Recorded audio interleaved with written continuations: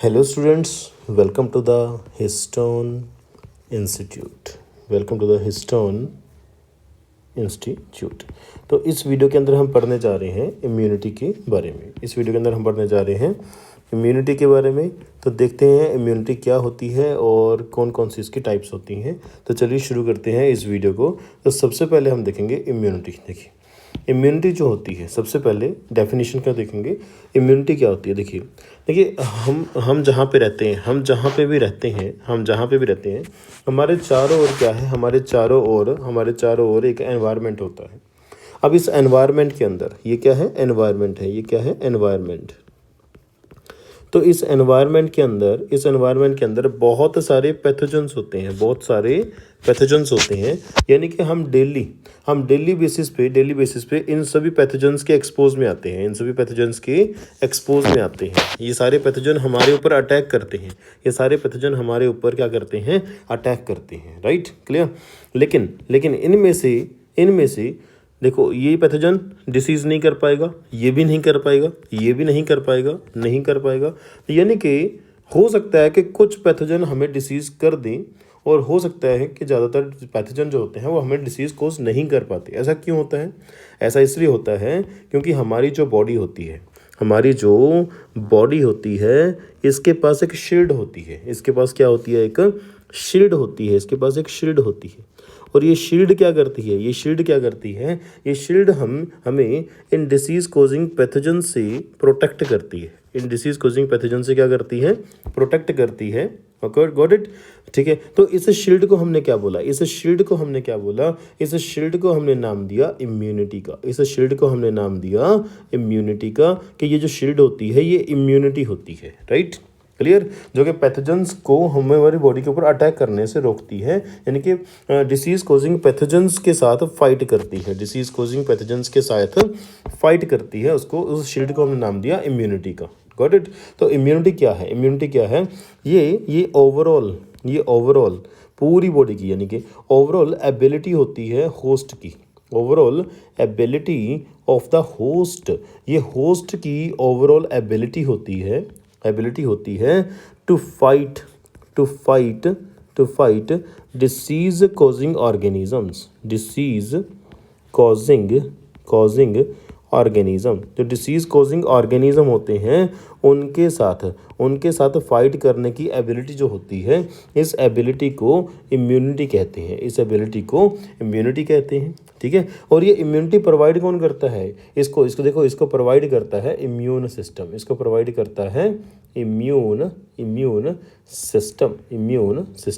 यानी कि जो इम्यून सिस्टम होता है वो हमें एक एबिलिटी प्रोवाइड करता है। क्या प्रोवाइड करता है, एक एबिलिटी प्रोवाइड करता है। इस एबिलिटी को हम क्या बोलते हैं, इम्यूनिटी, जो कि डिसीज कॉजिंग ऑर्गेनिजम्स के अगेंस्ट फाइट करती है। Got it. अच्छा, अब इसके टाइप्स देख लेते हैं। जो इम्यूनिटी होती है वो इम्यूनिटी दो प्रकार की होती है। कौन कौन सी होती है? सबसे पहले हम देखेंगे, एक सेकंड जी। सबसे पहले एक अच्छा सा चार्ट बना लेते हैं ताकि आपको दिखने में ये चार्ट जितना सुंदर होगा ना उतना ही बेटर आपको ये समझ आएगा। राइट, चलिए। तो ये बन गया हमारे पास एक चार्ट। तो इस सबसे पहले हम बात करेंगे इन्नेट इम्यूनिटी। इम्यूनिटी दो प्रकार की होती है। एक होती है इन्नेट इम्यूनिटी, दूसरी होती है एक्वायर्ड इम्यूनिटी। राइट। अच्छा, इन दोनों में बेसिक डिफरेंस क्या है? बेसिक डिफरेंस क्या है जी? जो इन्नेट इम्यूनिटी होती है ना, फर्स्ट पॉइंट, ये प्रेजेंट फ्रॉम बर्थ, यानी कि जन्म से ये हमारी बॉडी में होती है। लेकिन एक्वायर्ड इम्यूनिटी की बात करूं तो ये जन्म से नहीं होती। ठीक है, ये हम गेन करते हैं, यानी कि हमारी बॉडी के अंदर पहले से नहीं थी, हमने इसको गेन किया, एक्वायर किया, गेन किया। कब किया? आफ्टर बर्थ हमने इसको गेन किया। राइट। अच्छा, दूसरा पॉइंट, जो इन्नेट इम्यूनिटी होती है वो innate immunity non specific nature की होती है। किसकी होती है? नॉन स्पेसिफिक नेचर की होती है। इसका मतलब क्या है? इसका मतलब ये है कि जो इम्यूनिटी है वो ये इन्नेट इम्यूनिटी है, ये किसी भी डिसीज़ के अगेंस्ट फाइट कर सकती है, किसी पर्टिकुलर डिसीज़ के अगेंस्ट नहीं, सभी डिसीज़ के अगेंस्ट फाइट कर सकती है। लेकिन जो हमारी एक्वायर्ड इम्यूनिटी होती है ये स्पेसिफिक नेचर की होती है। कैसी होती है? ये स्पेसिफिक नेचर की होती है, यानी कि ये एक पर्टिकुलर डिसीज़ के साथ फाइट करेगी, ये सभी डिसीज़ के साथ एक ही तरीके से फाइट नहीं करती, ये स्पेसिफिक डिसीज के साथ स्पेसिफिक तरीके से फाइट करती है। Got it? ओके। अब हम बात करने वाले हैं इन्नेट इम्यूनिटी के बारे में। अब इन्नेट इम्यूनिटी जो होती है वो काम कैसे करती है, चलिए देखते हैं। भी जो इन्नेट इम्यूनिटी होती है, जो हमारी इन्नेट इम्यूनिटी होती है, इन्नेट इम्यूनिटी ना 4 बैरियर्स लगाती है। क्या लगाती है? 4 बैरियर्स लगाती है। 4 बैरियर्स। अच्छा, इस बैरियर से होगा क्या? इन बैरियर की वजह से, ठीक है, ड्यू टू दीज बैरियर्स, ठीक, इन बैरियर्स की वजह से होगा क्या? होगा ये कि पैथोजन हमारी बॉडी में एंटर नहीं करेगा। पैथोजन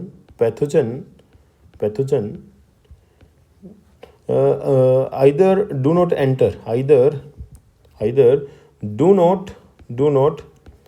enter our body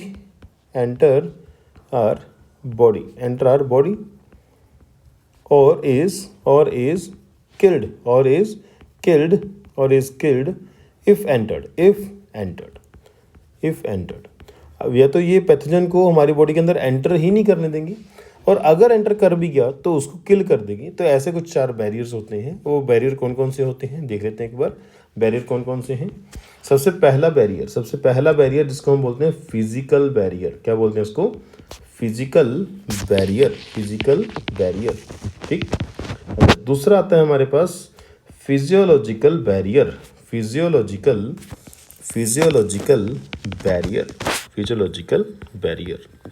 अच्छा, तीसरा होता है हमारे पास सेलुलर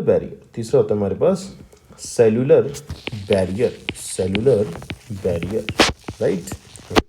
नेक्स्ट और लास्ट है हमारे पास साइटोकाइन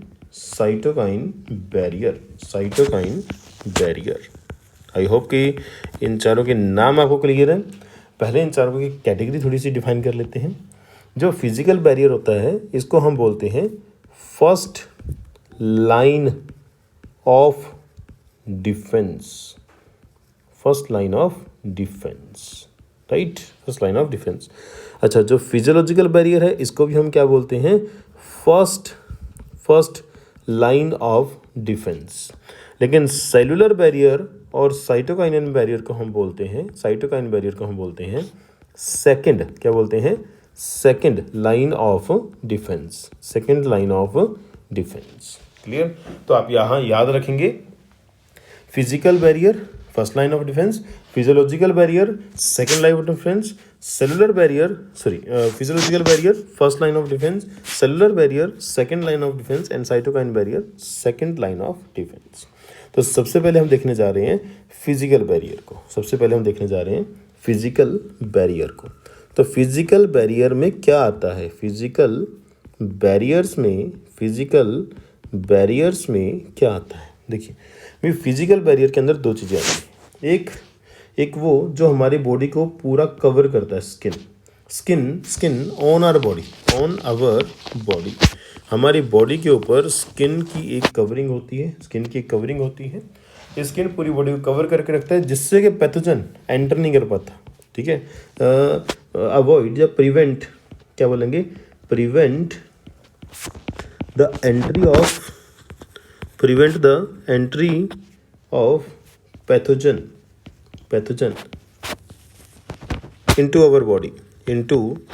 our body। ये पैथोजन को हमारी बॉडी के अंदर एंट्री ही नहीं करने देती, ठीक। अच्छा, दूसरा है हमारे पास म्यूकस मेम्ब्रेन।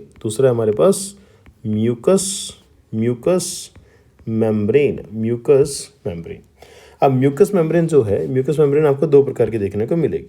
म्यूकस मेम्ब्रेन आपको 2 प्रकार की देखने को मिलेगी, ठीक है, सॉरी 2 नहीं 3 प्रकार की। 3 प्रकार की मतलब क्या है, 3 जगह पे है, 3 जगह पे। एक तो जो हमारा गैस्ट्रो इंटेस्टाइनल ट्रैक होता है जिसको हम शॉर्ट में बोलते हैं GIT। हमारा जो माउथ है यानी कि हमारे माउथ से लेके एनस तक, हमारे माउथ से लेके एनस तक जो हमारा डाइजेस्टिव सिस्टम है उस पूरे के अंदर आपको म्यूकस मेम्ब्रेन देखने को मिलती है। दूसरा हमारा जो रेस्पिरेटरी सिस्टम होता है, क्या होता है हमारा रेस्पिरेटरी सिस्टम जो है, यानी कि नोज़ से लेके ट्रैकिया और उसके आगे तक जो रेस्पिरेटरी सिस्टम है उसके अंदर भी आपको म्यूकस मेम्ब्रेन देखने को मिलेगी। और इसके अलावा हमारे पास जैसे है यूरिनोजेनिटल ट्रैक, यूरिनोजेनिटल ट्रैक जो होता है, ठीक है, वो ट्रैक के अंदर भी क्या मिलेगा आपको म्यूकस मेम्ब्रेन, जो कि पैथोजन को, ये म्यूकस मेम्ब्रेन क्या करती है, जैसे सपोज करो ये हमारी कोई ट्यूब है, अब इसकी जो अंदर वाली सरफेस है ना, इसकी जो अंदर वाली सरफेस है, इस अंदर वाली सरफेस के अंदर आपको एक स्टिकी सब्सटेंस मिलेगा। क्या मिलेगा आपको, एक स्टिकी सब्सटेंस मिलेगा जिसको हम बोलते हैं म्यूकस। क्या बोलते हैं इसको, म्यूकस। अब जो पैथोजन है, मान लो कि हमारे पास एक पैथोजन आया, ये पैथोजन जैसे ही यहाँ पे एंटर करेगा तो ये हमारे ब्लड के अंदर जाने की कोशिश करेगा ना, तो ये म्यूकस क्या करेगा, म्यूकस इस पैथोजन यहाँ पहुँचेगा तो म्यूकस इस पैथोजन को ट्रैप कर लेगा और ये पैथोजन आगे ब्लड में, ये पैथोजन आगे इस वॉल के अंदर जो ब्लू कलर की वॉल है ना, इस वॉल के अंदर जा ही नहीं पाएगा। Got it. तो इस तरीके से म्यूकस जो होता है, म्यूकस मेम्ब्रेन का, वो पैथोजन को हमारे ब्लड के अंदर जाने से रोक लेता है। क्लियर। अच्छा, दूसरा है हमारे पास फिजियोलॉजिकल बैरियर। दूसरा होता है हमारे पास फिजियोलॉजिकल बैरियर। अब फिजियोलॉजिकल बैरियर जो होता है उसके अंदर देखेंगे जरा, फिजियोलॉजिकल बैरियर, जो फिजियोलॉजिकल बैरियर होता है उसके अंदर आते हैं बॉडी फ्लूइड्स। अब बॉडी फ्लूइड्स के अंदर हम बेसिकली 3 चीज़ों को देखते हैं। कौन कौन सी चीज़ों को देखते हैं, देखिए हम बात कर सकते हैं नंबर वन हम बात करेंगे भाई, हमारे माउथ के अंदर सलाइवा होता है, सलाइवा इन माउथ के अंदर सलाइवा प्रेजेंट है। ओके, इसके अलावा हमारे स्टमक के अंदर एसिड होता है, एसिड इन स्टमक, हमारे स्टमक के अंदर एसिड होता है। तीसरा बात कर सकते हैं हमारे जो टीयर्स होते हैं, ठीक है, टीयर्स इन आइज़, हमारी आइज़ में से जो टीयर्स आते हैं, अब देखिए जो सलाइवा होता है, सलाइवा के अंदर एंजाइम्स होते हैं, जो कि पैथोजन को किल कर देंगे, ठीक है, किल पैथोजन, ये पैथोजन को किल कर सकते हैं, राइट। ओके, इसके अलावा एसिड। अब एसिड जो होता है ये भी एसिड जो होता है ये भी पैथोजन को क्या कर देगा, किल कर सकता है, kill pathogen, right. Okay, next tears जो होते हैं इनके अंदर भी लाइसोजाइम प्रेजेंट होते हैं। क्या प्रेजेंट होते हैं, लाइसोजाइम। और लाइसोजाइम एक प्रकार के एंजाइम होते हैं, जो कि क्या करते हैं, जो कि यू कैन से पैथोजेंस को किल कर सकते हैं। अगेन किल पैथोजेंस, ये पैथोजेंस को किल कर देते हैं, राइट। Clear this. ओके, तो ये हो गए हमारे फिजियोलॉजिकल बैरियर्स। नेक्स्ट हम बात करने वाले हैं सेल्यूलर बैरियर की। नेक्स्ट हम बात करेंगे सेल्यूलर बैरियर्स की, राइट। एक सेकेंड, एक नई फाइल चूज़ करने वाले हैं। हम बात करने वाले हैं सेल्यूलर बैरियर की। तो सेलुलर बैरियर में क्या होता है, देखिए हमारे ब्लड के अंदर ना आपको कुछ WBCs मिलेंगे। सबसे पहले तो मैं बात करूँगा इन ब्लड के अंदर बात करूँगा। दूसरा मैं बात करूँगा हमारे टिश्यूज़ के अंदर, इन टिश्यू के अंदर। एक तो देखो अकॉर्डिंग टू एनसीईआरटी मैं चीज़ों को एक्सप्लेन करने की कोशिश कर रहा हूँ। तो एनसीईआरटी के अकॉर्डिंग चीज़ों को कैसे एक्सप्लेन किया गया है मैं वो आपको बता रहा हूँ, ठीक है। तो हमारा जो ब्लड होता है, हमारे ब्लड के अंदर कुछ WBCs होते हैं। हमारे ब्लड के अंदर क्या होते हैं, कुछ WBCs। अब इन WBCs में कौन कौन से WBCs की हम बात करेंगे, हम यहाँ पे बात करेंगे न्यूट्रोफिल्स की। किसकी बात करेंगे, न्यूट्रोफिल्स की बात करेंगे। अब न्यूट्रोफिल्स क्या होते हैं, न्यूट्रोफिल्स को हम पॉलीमॉर्फो न्यूक्लियर सेल्स भी बोलते हैं, ठीक है।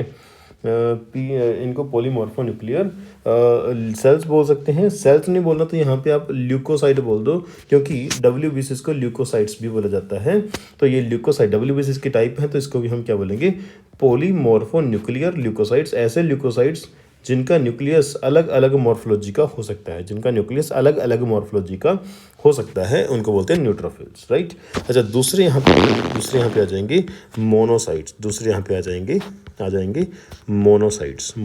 जो मोनोसाइट्स होते हैं और जो न्यूट्रोफिल्स होते हैं, याद रखेंगे आप, मोनोसाइट्स और न्यूट्रोफिल्स जो होते हैं, ये दोनों कैसे सेल होते हैं, ये दोनों फैगोसिटिक सेल होते हैं। क्या होते हैं, फैगोसिटिक सेल होते हैं, यानी कि ये दूसरे पैथोजेंस को खा जाते हैं। हम आगे चल के डिस्कस करने वाले हैं इसके बारे में, भी डायग्राम से आपको समझाया जाएगा, राइट। अच्छा, तीसरे प्रकार के जो ब्लड के अंदर WBCs मिलेंगे उनको हम बोलते हैं नेचुरल किलर सेल्स। क्या बोलते हैं, नेचुरल किलर सेल्स। अब इन दोनों का मैकेनिज्म कैसा है, ठीक है। ये नेचुरल किलर सेल्स कैसे किसी पैथोजन को किल करते हैं, इसको हम देखने वाले हैं। लेकिन उससे पहले एक बार ये देख लिया जाए कि टिश्यू के अंदर जो सेल होते हैं उनको हम बोलते हैं मैक्रोफेजेस। क्या बोलते हैं उनको, हम मैक्रोफेजेस बोलते हैं। और मैक्रोफेजेस का नेचर भी कैसा होता है, मैक्रोफेजेस का नेचर भी फैगोसिटिक नेचर होता है। ये भी पैथोजेंस को खा जाते हैं। सिटिक मतलब कि पैथोजन की बात हो रही है, सेल की बात हो रही है, सेल है तो फैगो मतलब खाने वाला। ये एक ऐसा सेल है जो मैक्रोफेज, एक ऐसा सेल है जो पैथोजन को खा जाएगा, तो ऐसे हम सेल को क्या बोलते हैं, मैक्रोफेज बोलते हैं। क्या बोलते हैं, मैक्रोफेज बोलते हैं, राइट। तो आगे हम बात करेंगे, तो इनका मैकेनिज्म थोड़ा सा देख लेते हैं कैसे होता है। अब थोड़ा सा इमेजिन करेंगे आप कि जो हमारे न्यूट्रोफिल्स हैं, जितने भी फैगोसिटिक सेल्स हैं, मान लो कि वो अमीबा की शेप के हैं, ठीक है, अमीबा की शेप के हैं। तो RBCs मोस्टली अमीबॉइडल होते हैं।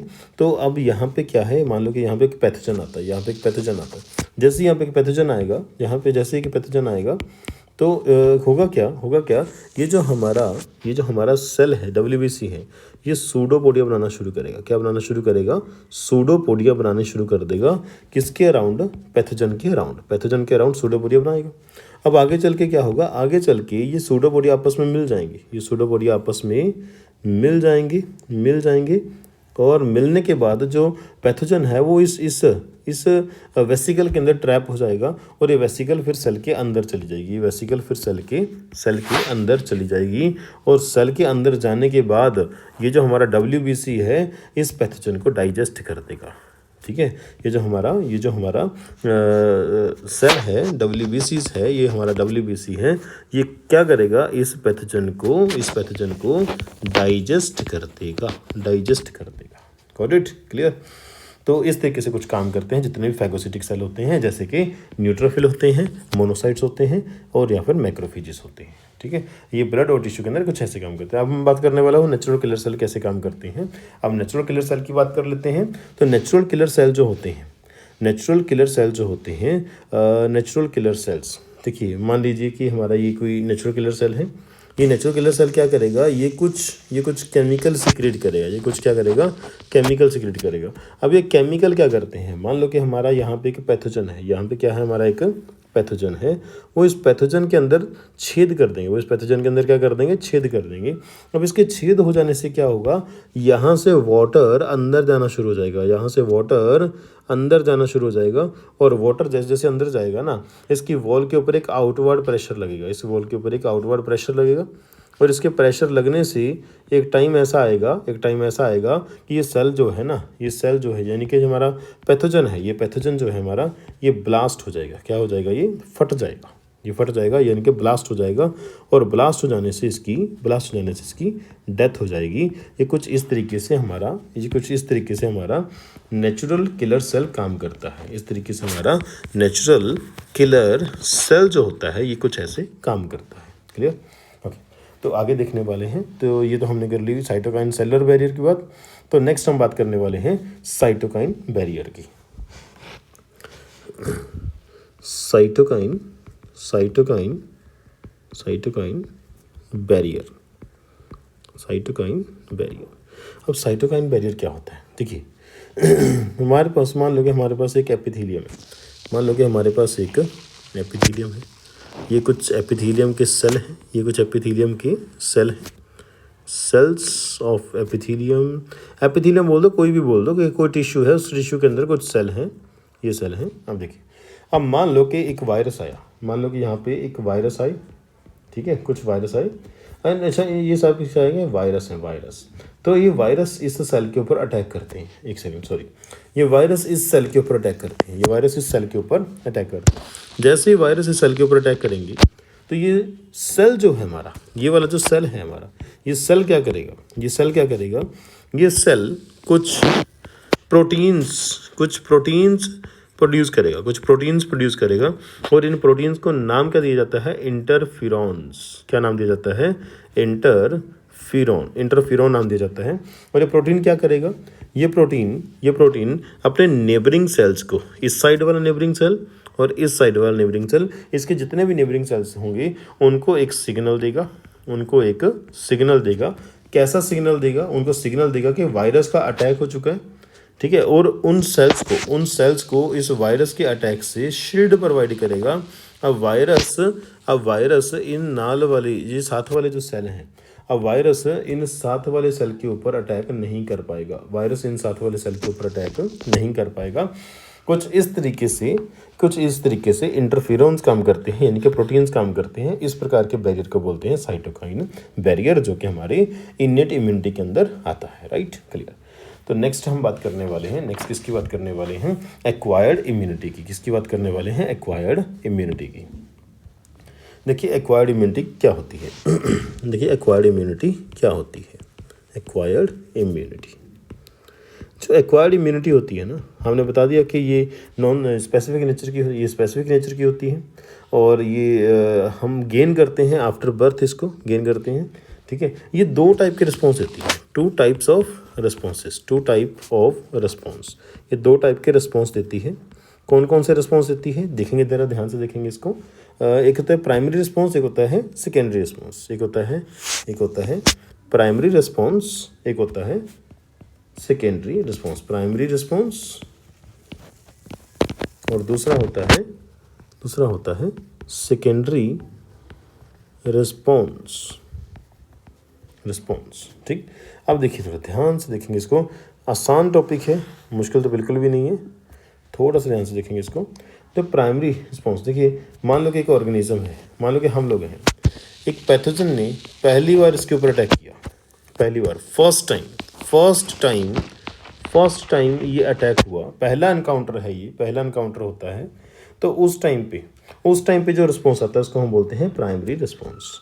लेकिन अगर मान लो कि ये ऑर्गेनिज्म है और ये पैथोजन है, इस पैथोजन ने इसके ऊपर अटैक किया, और इसी पैथोजन ने, सेम पैथोजन है, इसने दूसरी बार हमारे ऊपर अटैक किया। जब दूसरी बार हमारे ऊपर अटैक होता है ना, तो तब कौन सा रिस्पॉन्स आता है? Secondary response. कैसा रिस्पॉन्स आता है? सेकेंडरी रिस्पॉन्स आता है। और प्राइमरी रिस्पॉन्स जो होता है ये स्लो होता है, और सेकेंडरी रिस्पॉन्स रैपिड होता है, यानी कि फास्ट होता है। तीसरा, प्राइमरी रिस्पॉन्स जो होता है ये लेस इंटेंस होता है, यानी कि बहुत ज़्यादा स्ट्रॉन्ग नहीं होता, और सेकेंडरी रिस्पॉन्स मोर इंटेंस होता है, यानी कि काफ़ी ज़्यादा स्ट्रॉन्ग होता है, राइट? स्ट्रॉन्ग होता है। अब आगे चल के बात करेंगे जो हमारा प्राइमरी रिस्पॉन्स होता है इसके अंदर आपको सिम्टम्स, बीमारी के सिम्टम्स देखने को मिलेंगे, क्योंकि जब तक हमारा ये प्राइमरी रिस्पॉन्स आएगा तब तक पैथोजन अपना काम कर चुका होगा और डिसीज़ हो चुकी होगी, सिम्टम्स आएंगे। लेकिन यहाँ पे सेकेंडरी रिस्पॉन्स के अंदर सिम्टम्स नहीं आएंगे, यहाँ पे आपको सिम्टम्स देखने को नहीं मिलेंगे। क्यों नहीं देखने को मिलेंगे सिम्टम्स आपको? क्योंकि इससे पहले कि ये पैथोजन वापस हमें बीमार करे, हमारा इम्यून सिस्टम रैपिडली काम करेगा और उस पैथोजन को हमें, इससे पहले कि वो पैथोजन हमें बीमार करे, ये हमारा इम्यून सिस्टम उसको किल कर देगा। उसको क्या कर देगा? किल कर देगा। तो इस यहाँ पे सेकेंडरी रिस्पॉन्स के टाइम पे, सेकेंड एनकाउंटर के टाइम पे ये सिम्टम्स हमें नज़र नहीं आते। ठीक है, तो आपको क्या लगता है कि आप एक टाइम पे छोटे जब थे तो कुछ बीमारियों ने आपके ऊपर अटैक किया होगा, आज वो बीमारी आपके ऊपर अटैक नहीं कर रही? नहीं, अटैक तो कर रही है, लेकिन आपका जो इम्यून सिस्टम है वो सेकेंडरी रिस्पॉन्स देता है और आपकी बॉडी के अंदर वो सिम्टम्स ही नज़र नहीं आते, वो बीमारी आपको होती ही नहीं। ठीक है, नेक्स्ट हम बात करेंगे। देखिए, प्राइमरी रिस्पॉन्स के अंदर मेमोरी जैसा कुछ नहीं होता, मेमोरी बेस्ड नहीं होता, ये मेमोरी बेस्ड नहीं होता। पहली बार एनकाउंटर हुआ है तो मेमोरी कहाँ से आएगी उसकी? इनके पैथोजन कौन है, कहाँ से आया है? लेकिन जो हमारा सेकेंडरी रिस्पॉन्स होता है ये मेमोरी बेस्ड होता है। क्या होता है ये? मेमोरी बेस्ड होता है। मेमोरी बेस्ड यानी कि उसके पास पहले से इन्फॉर्मेशन है, कि इस वायरस ने पहले अटैक किया था, अब दूसरी बार उसको सोचने की जरूरत नहीं है, दूसरी बार हमारा इम्यून सिस्टम रैपिडली अटैक करेगा क्योंकि उसके पास पहले से इस पैथोजन की इन्फॉर्मेशन मौजूद है। राइट, तो मेमोरी बेस्ड होता है सेकेंडरी रिस्पॉन्स, जिसको हम एनएमनेस्टिक रिस्पॉन्स भी बोलते हैं। क्या बोलते हैं? एनएमनेस्टिक रिस्पॉन्स भी बोलते हैं। देखिए, एनएमनेस्टिक रिस्पॉन्स का मतलब क्या होता है? देखिए, एमनेसिया होता है भूल जाना, एनएमनेसिया होता है याद रखना। तो ये एनएमनेस्टिक है, यानी कि सेकेंडरी हमारा इम्यून सिस्टम याद रखता है कि भाई इस बीमारी ने हम पे अटैक किया था, और memory based in rapid response देता है सेकेंड एनकाउंटर के टाइम पे। राइट, नेक्स्ट हमारे पास एक्वायर्ड इम्यूनिटी जो होती है। देखिए, याद रखेंगे आप कि एक्वायर्ड इम्यूनिटी जो होती है इसको हम क्या बोलते हैं? Third line of defence. क्या बोलते हैं इसको? थर्ड लाइन ऑफ डिफेंस बोलते हैं, राइट, क्लियर। ओके, नेक्स्ट हम बात करने वाले हैं कि एक्वायर्ड इम्यूनिटी जो होती है, एक्वायर्ड इम्यूनिटी जो होती है, ये एक्वायर्ड इम्यूनिटी के अंदर इन्वॉल्व होते हैं लिम्फोसाइट्स। कौन इन्वॉल्व होते हैं? लिम्फोसाइट्स इसके अंदर इन्वॉल्व होते हैं, लिम्फोसाइट्स। राइट, अच्छा, लिम्फोसाइट्स दो प्रकार के होते हैं, एक होते हैं टी लिम्फोसाइट्स और दूसरे होते हैं बी लिम्फोसाइट्स। अब इनके बारे में हम थोड़ा सा पढ़ेंगे, ज़्यादा डीप में नहीं जाएंगे बी और टी लिम्फोसाइट्स के लिए। राइट, अच्छा, टी लिम्फोसाइट्स जो होते हैं टी लिम्फोसाइट्स की फॉर्मेशन कहाँ पे होती है? इनकी फॉर्मेशन होती है बोन मैरो में। कहाँ पे होती है? रेड बोन मैरो में होती है। लेकिन इनका जो मैच्योरेशन होता है वो कहाँ पे होता है? थाइमस में। मैच्योरेशन कहाँ पे होता है? थाइमस में जाके होता है। कहाँ पे होता है? थाइमस में होता है, राइट। अच्छा, अगर मैं बी लिम्फोसाइट्स की बात करूँ तो बी लिम्फोसाइट्स का इसका फॉर्मेशन कहाँ पे होता है? फॉर्मेशन एंड मैच्योरेशन दोनों ही, फॉर्मेशन एंड मैच्योरेशन इनका दोनों ही कहाँ पे होता है? इनका दोनों ही रेड बोन मैरो में होता है। कहाँ पे होता है?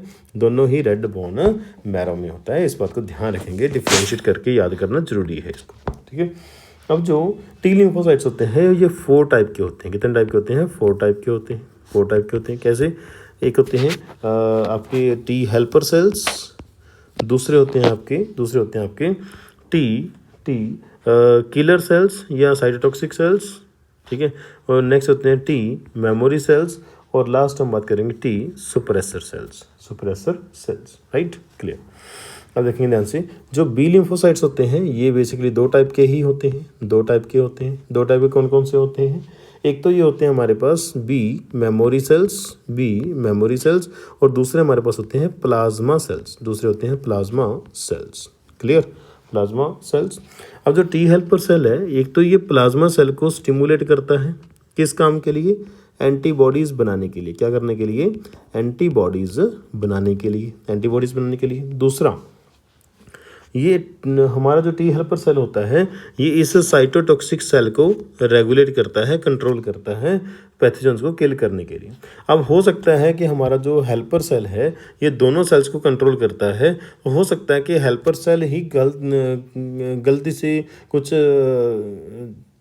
गलत तरीके से काम करना शुरू कर दें, यानी कि इसका फंक्शन डिसफंक्शन हो जाए, तो उस केस में इसको सुप्रेस करने का काम कौन करता है? टी सुप्रेसर सेल इसको सुप्रेस करने का काम करता है, कंट्रोल करने का काम करता है। क्लियर? अच्छा, तो एंटीबॉडीज़ को अपने आप में हम क्या बोल सकते हैं? एंटीबॉडीज़ अपने आप में प्रोटीन्स होते हैं। ठीक है, तो किसी डिसीज़ को कंट्रोल करने के लिए जब एंटीबॉडीज़ प्रोड्यूस की जाती हैं, एंटीबॉडीज़ तो उसको हम बोलते हैं ह्यूमोरल इम्यूनिटी। एंटीबॉडीज़ के द्वारा इम्यूनिटी प्रोवाइड करना उसको बोलेंगे ह्यूमोरल इम्यूनिटी।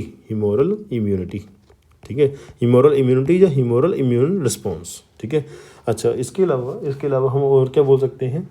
ठीक है, हम इसको बोल सकते हैं एंटीबॉडी मीडिएटेड इम्यूनिटी। लेकिन टी सेल्स के द्वारा जो इम्यूनिटी हमारे पास आती है उसको बोलते हैं सेल मीडिएटेड इम्यूनिटी। याद रखेंगे आप। एक तो है सेल मीडिएटेड इम्यूनिटी, दूसरा हमारे पास होता है कि हमारा जो इम्यून सिस्टम है वो सेल्फ एंड नॉन सेल्फ में डिफरेंशिएट कर सकता है।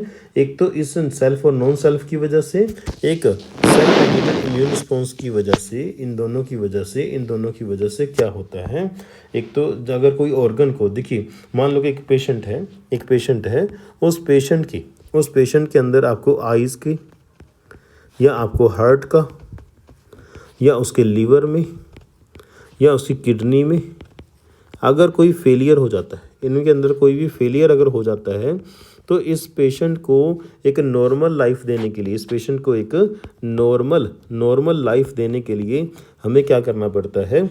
हमें ट्रांसप्लांटेशन करना पड़ता है। क्या करना पड़ता है? ट्रांसप्लांट करना पड़ता है, यानी कि ऑर्गन को रिप्लेस करना पड़ता है। ठीक है, तो इस कई बार क्या होता है, हम ट्रांसप्लांटेशन कर देते हैं लेकिन उसकी रिजेक्शन हो जाती है। क्या हो जाती है? उसकी रिजेक्शन। तो इस रिजेक्शन के लिए कौन रिस्पॉन्सिबल होता है? इस रिजेक्शन के लिए रिस्पॉन्सिबल होता है cell mediated and self and non self में डिफ्रेंशिएट करने की प्रॉपर्टी जो है वो एक सेल मीडिएटेड इम्यून रिस्पॉन्स होता है। ये दोनों रिस्पॉन्सिबल होते हैं रिजेक्शन के लिए। किसके लिए? रिजेक्शन के लिए। अब आपको छोटी सी बात बता दें कि एंटीबॉडी जो होती है वो कुछ दिखने में ऐसी होती है जैसे एनसीईआरटी के अंदर आपको एनसीईआरटी के अंदर डायग्राम से देख लेंगे, वहाँ पे थोड़ा इजी रहेगा। ठीक, तो एंटीबॉडीज़ बेसिकली 5 प्रकार की होती हैं। एंटीबॉडीज़ की टाइप थोड़ी सी देख लेते हैं। एंटीबॉडीज़ 5 टाइप की होती हैं। IgG, IgA, IgM, IgD, IgE। ठीक है, इसको इसी सीक्वेंस में आपको याद रखना है। IgG जो होती हैं ये मैक्सिमम नंबर में होती हैं। ओके, और ये प्लेसेंटा को क्रॉस कर सकती हैं। कैन क्रॉस प्लेसेंटा, ये प्लेसेंटा को क्रॉस कर सकती हैं। IgA जो होती हैं, ये मदर्स मिल्क, ये मदर के मिल्क में होती हैं, मदर्स मिल्क के अंदर होती हैं, जिसको हम कोलोस्ट्रम भी कहते हैं। क्या कहते हैं? कोलोस्ट्रम भी कहते हैं। ये हमारे सलाइवा के अंदर, ये हमारे टीयर्स के अंदर प्रेजेंट होती हैं। राइट, यानी कि बॉडी फ्लूइड्स के अंदर आपको IgE एंटीबॉडीज़ मिलेंगी। Got it? IgM largest antibody होती है। कैसी एंटीबॉडी होती है? लार्जेस्ट एंटीबॉडी होती है। राइट, इसके अलावा अगर हम किसी पेशेंट को गलत ब्लड ग्रुप दे देते हैं तो वहाँ पे कौन सी एंटीबॉडी अटैक करती है? IgM attack wrong blood group. अगर हम किसी पेशेंट को कोई गलत ब्लड ग्रुप चढ़ा देते हैं तो वहाँ पे आती है IgM एंटीबॉडी। IgD के बारे में कुछ याद नहीं रखना। IgE के बारे में याद रखेंगे। ये मिनिमम होती है, इनका नंबर सबसे कम होता है। ठीक है, परसेंटेज सबसे कम होती है। ये एलर्जी के केस में आपको देखने को मिलेगी। ठीक है, जब भी हम किसी की एलर्जी टेस्ट करते हैं तो हम IgE एंटीबॉडीज़ को चेक करते हैं। ठीक है, तो एलर्जी के केस में या हेलमिंथिक इन्फेक्शन जब होती है, उस इन्फेक्शन के केस में आपको IgE का नंबर बढ़ा हुआ मिलेगा। क्लियर? तो चलते हैं थोड़ा एनसीईआरटी का देख लेते हैं। एनसीईआरटी के अंदर क्या दे रखा है? एनसीईआरटी के अंदर तो ये हमारी एनसीईआरटी है। देखिए एनसीईआरटी हमें क्या बता रही है, जो एनसीईआरटी के अंदर है केवल वही हम डिस्कस करेंगे, इम्यूनिटी। देखिए हम डेली हम कहते हैं एवरी डे, डेली क्या करते हैं, हम large number of infectious agents के साथ एक्सपोज होते हैं, राइट। लेकिन only a few of these exposure, इनमें से कुछ ही एक्सपोजर ऐसे होते हैं जिससे हमें डिसीज़ होती है, ठीक है। ऐसा क्यों? क्योंकि body is able to defend itself from most of the foreign agents, क्योंकि बॉडी ही डिफेंड कर सकती है फॉरेन एजेंट से, ठीक है। तो बॉडी की ये जो ओवरऑल एबिलिटी है जो कि फाइट करते हैं डिसीज कोजिंग ऑर्गेनिज्म के साथ, उसको बोलते हैं इम्यूनिटी। और ये इम्यूनिटी ये एबिलिटी प्रोवाइड कौन करता है? Immune system. कौन करता है? Immune system. इम्यूनिटी दो प्रकार की होती है, innate immunity and acquired immunity. अच्छा, इनेट इम्यूनिटी की बात कर लेते हैं। इनेट इम्यूनिटी नॉन स्पेसिफिक होती है, यानी किसी पर्टिकुलर डिसीज़ के लिए नहीं होती, सभी के लिए होती है। पर्टिकुलर डिसीज़ के लिए नहीं होती, सभी डिसीज़ के लिए होती है। और ये बर्थ से प्रेजेंट होती है, eight the time of birth से प्रेजेंट होती है। और ये 4 डिफरेंट टाइप ऑफ बैरियर्स लगाती है। कितने टाइप के बैरियर होते हैं? 4 टाइप के बैरियर होते हैं, 4 टाइप ऑफ बैरियर लगाती है। एक होता है फिजिकल बैरियर, फिर आता है फिजियोलॉजिकल बैरियर, फिर आता है सेलुलर बैरियर, और नेक्स्ट है हमारे पास साइटोकाइनेटिक बैरियर। सबसे पहले हम देखने वाले हैं फिजिकल बैरियर। तो स्किन जो होती है ये फिजिकल बैरियर की काम करती है, और माइक्रोब को हमारी बॉडी के अंदर एंटर करने से प्रिवेंट करती है। दूसरा, स्किन के अलावा म्यूकस कोटिंग जो होती है, कहाँ की म्यूकस कोटिंग? रेस्पिरेटरी ट्रैक की, गैस्ट्रो इंटेस्टाइनल ट्रैक की, और यूरिनोजेनिटल ट्रैक की जो म्यूकस मेम्ब्रेन है वो माइक्रोब को ट्रैप कर लेती है। मैंने ट्रैप का डायग्राम आपको बना के दिखाया था। ट्रैप कर लेती है जिससे कि पैथोजन हमारे बॉडी के अंदर एंटर नहीं कर पाता। फिजियोलॉजिकल बैरियर के अंदर क्या आएगा? एसिड। हमारे स्टमक के अंदर जो एसिड है, माउथ के अंदर जो सलाइवा होता है, आइज़ के अंदर जो टीयर्स होते हैं, ये माइक्रोब्स की ग्रोथ को प्रिवेंट करते हैं, ठीक है। सभी ऑल माइक्रोब्स, यहाँ पे ध्यान रखना, ऑल दे रखा है तो यहाँ पे क्वेश्चन बन सकता है एक अच्छे वाला। सेलुलर बैरियर टाइप ऑफ ये कुछ ल्यूकोसाइट्स होते हैं, यानी कि WBC होते हैं, जैसे कि पॉलीमॉर्फोन्यूक्लियर लिम्फोसाइट्स, PMNL न्यूट्रोफिल्स, और इसके अलावा मोनोसाइट्स और नेचुरल किलर सेल जो कि हमारे ब्लड में होते हैं ये। इसके अलावा जो टिश्यूज़ के अंदर मैक्रोफेज होते हैं ये फैगोसिटिक नेचर के होते हैं और पैथ माइक्रोब्स को डिस्ट्रॉय कर देते हैं। Cytokine barrier virus infector cell जो होते हैं वो कुछ प्रोटीन सिक्रेट करते हैं जिनको इंटरफेरोन्स कहा जाता है, और ये इंटरफेरोन्स क्या करते हैं? नॉन इन्फेक्टर सेल्स को फर्दर वायरल इन्फेक्शन से प्रोटेक्ट कर लेते हैं। क्या कर लेते हैं? प्रोटेक्ट कर लेते हैं। क्लियर? एक्वायर्ड इम्यूनिटी जो होती है ये पैथोजन स्पेसिफिक होती है, हर एक पैथोजन के लिए काम नहीं करती, कुछ पैथोजन के लिए स्पेसिफिक काम करती है, ठीक है। इसके पास मेमोरी की कैपेसिटी होती है, ओके। जब हमारी बॉडी किसी को एनकाउंटर करती है तो पैथोजन के साथ फर्स्ट टाइम एनकाउंटर करती है तो प्राइमरी रिस्पॉन्स देती है हमारी एक्वायर्ड इम्यूनिटी, और ये लो इंटेंसिटी का रिस्पॉन्स होता है। लेकिन अगर सेम पैथोजन के साथ फिर से एनकाउंटर होता है, सब्सिक्वेंट एनकाउंटर होता है सेम पैथोजन के साथ, तो वो हाई इंटेंसिफाइड सेकेंडरी और एमनेस्टिक रिस्पॉन्स होता है, यानी कि उस रिस्पॉन्स को हम सेकेंडरी रिस्पॉन्स बोलते हैं, और उसकी इंटेंसिटी काफ़ी ज़्यादा होती है, और वो एनामनेस्टिक होता है, यानी कि मेमोरी बेस्ड होता है, जैसे कि हमने आपको बताया था, ठीक है। और तो यहाँ से हमें पता चलता है, क्या पता चलता है कि पहले लो इंटेंसिटी का रिस्पॉन्स आया था, अब कैसा रिस्पॉन्स आया? हाई इंटेंसिटी का। इसका मतलब हमें पता चलता है कि हमारा जो इम्यून सिस्टम होता है उसके पास मेमोरी होती है, वो फर्स्ट एनकाउंटर को मेमोराइज रखता है, याद रखता है, ताकि सेकेंड एनकाउंटर के टाइम पे उसको हाईली इंटेंसिफाइड रिस्पॉन्स दिया जा सके। Got it? चलिए आगे देखते हैं।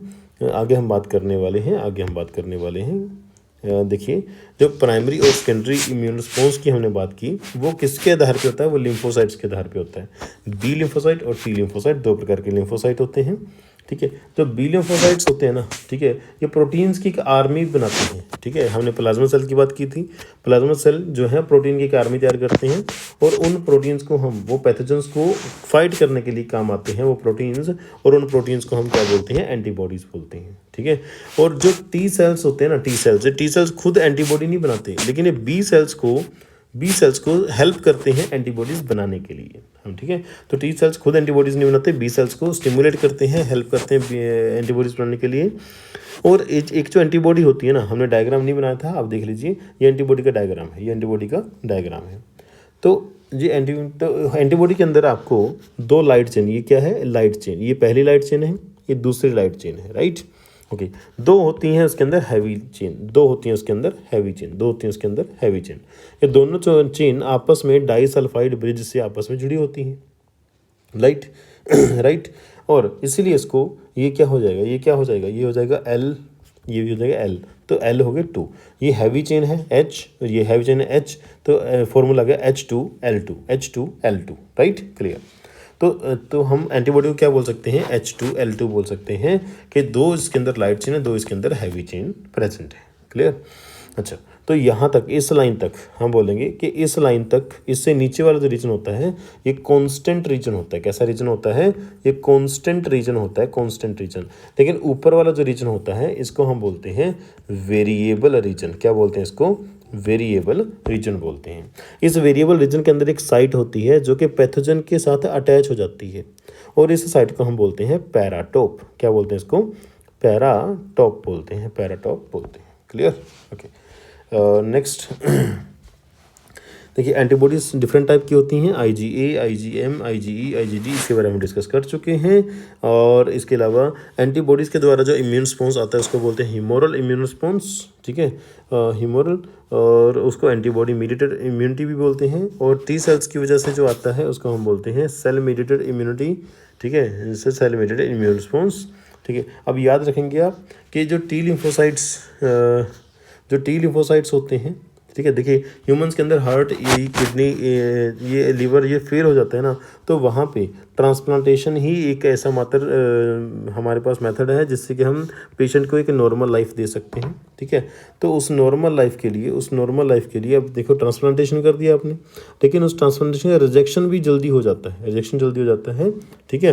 अब रिजेक्शन क्यों हो जाता है, क्योंकि जो टिश्यू हमने दिया तो टिश्यू मैचिंग और ब्लड ग्रुप मैचिंग करनी होती है पेशेंट की और डोनर की, राइट। तो अगर मैचिंग हो जाती है तो रिजेक्शन जल्दी नहीं होगी, अगर मैचिंग प्रॉपर नहीं हो पाती तो इसीलिए वहाँ पे रिजेक्शन होने के पूरे चांस होते हैं। इसीलिए हम किसी भी एनिमल या अनदर प्राइमेट या किसी भी ह्यूमन की जो ऑर्गन है उसको डोनेट करके किसी को नहीं दे सकते। और जिसको हमने ऑर्गन डोनेट किया है उस पेशेंट को लगातार इम्यूनोसप्रेसेंट्स खाने पड़ते हैं ताकि इम्यूनिटी ज़्यादा ऑर्गन्स के ऊपर अटैक ना करे, इम्यून को सुप्रेस करके रखा जाता है, क्लियर। तो हमारी जो इम्यूनिटी है उसकी अंदर कैपेसिटी है सेल्फ और नॉन सेल्फ को पहचानने की, और सेल मीडिएटेड इम्यूनिटी होती है हमारे इम्यून सिस्टम के पास। ये दोनों ही इस ग्राफ्ट रिजेक्शन के लिए क्या होते हैं, रिस्पॉन्सिबल होते हैं, क्लियर। तो आज तक हमने इस वीडियो के अंदर इतना ही पढ़ा, तो थोड़े से क्वेश्चन इसके अंदर देख लेते हैं, ज़्यादा डीप नहीं जाएंगे, थोड़े से क्वेश्चन देखेंगे इसके अंदर। क्वेश्चन है हमारे पास कुछ देखेंगे questions. Ability of the host to fight against disease causing organism is known as, pathogenicity बोलते हैं, इम्यूनिटी बोलते हैं, इम्यूनाइजेशन, नन ऑफ दीज। तो आंसर होगा हमारे पास immunity, second is the right answer, clear. Next है इन्नेट इम्यूनिटी जो होती है, इन्नेट इम्यूनिटी कैसी है, नॉन स्पेसिफिक टाइप की होती है, बर्थ से होती है, 4 बैरियर लगाती है, यस तीनों सही है, इसका मतलब आंसर है all of these, fourth answer. Which type of immunity is present from birth, कौन सी इम्यूनिटी बर्थ से प्रेजेंट होती है, innate immunity, second is the right answer. Identify the physical barrier of immunity from the following, physical barrier कौन सा है, skin है, yes, acid ये physiological है, न्यूट्रोफिल्स ये सेलुलर है, तो इसका आंसर आएगा first option. Saliva in the mouth is an example of, mouth के अंदर जो सलाइवा होता है वो कौन सा एग्जाम्पल है, वो है फिजियोलॉजिकल इम्यूनिटी, ठीक है, तो B is the right answer. Humans have acquired immune system that produces antibodies to neutralise pathogens, still innate immune system is present at the time of birth because it is.